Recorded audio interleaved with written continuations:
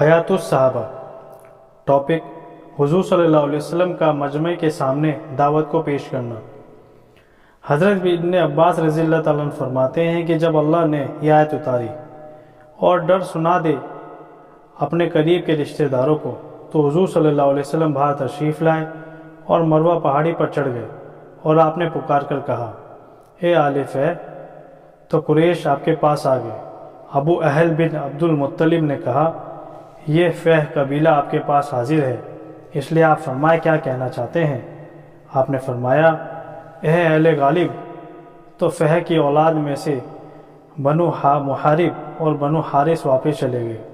آپ نے فرمایا: اے اہل لوئی بن غالب! تو بنی تیم الادرم بن غالب واپس چلے گئے۔ آپ نے فرمایا: اے اہل کعب بن لوئی! تو بنو عامر بن لوئی واپس چلے گئے۔ پھر آپ نے فرمایا: اے اہل مرہ بن کعب! تو بنو عدی بن کعب اور بنو سہم اور بنو زم بن عمر بن حسین بن کعب بن لوئی واپس چلے گئے۔ پھر آپ نے فرمایا: اے اہل کلاب بن مرہ!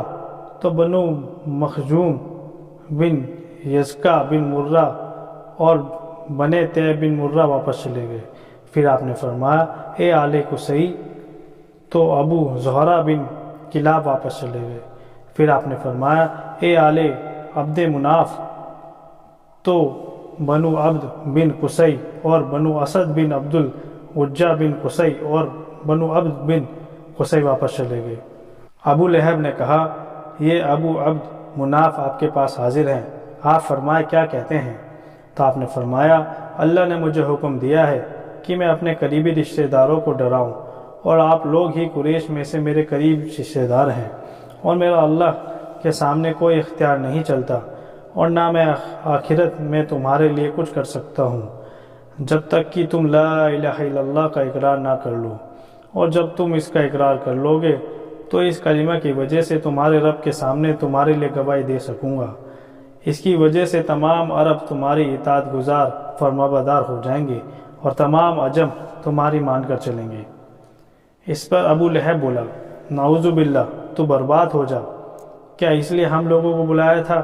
اس پر اللہ نے تبت یدا ابی لہب وتب سورہ نازل فرمائی، اور ابو لہب کے دونوں ہاتھ ٹوٹ گئے، یعنی اس کے ہاتھ برباد ہو گئے۔ حضرت ابن عباس رضی اللہ عنہ فرماتے ہیں جب اللہ نے وَأَنذِرْ عَشِيرَتَكَ الْأَقْرَبِينَ آیت اتاری تو آپ صفا پہاڑی پر تشریف لے گئے، اس پر چڑھ کے زور سے پکارا: یا صباح! یعنی اے لوگو، صبح صبح دشمن حملہ کرنے والا ہے، اس لیے یہاں جمع ہو جاؤ۔ چنانچہ سب لوگ آپ کے پاس جمع ہو گئے، کوئی خود آیا، کسی نے اپنا قاصد بھیج دیا۔ اس کے بعد آپ نے فرمایا: اے بنو عبد المطلب، اے بنو فہ، اے بنو کعب! ذرا یہ تو بتاؤ، اگر میں تمہیں یہ خبر دوں کہ اس پہاڑ کے دامن میں گھڑ سواروں کی ایک فوج ہے جو تم پر حملہ کرنا چاہتی ہے، کیا تم اسے سچا مان لو گے؟ سب نے کہا: جی ہاں۔ آپ نے فرمایا: میں تمہیں ایک سخت عذاب کے آنے سے پہلے ڈرانے والا ہوں۔ ابو لہب بولا: تو برباد ہو جا، ہمیں صرف اس لیے بلایا تھا، اور اللہ نے تبت یدا ابی لہب وتب سورہ اتاری۔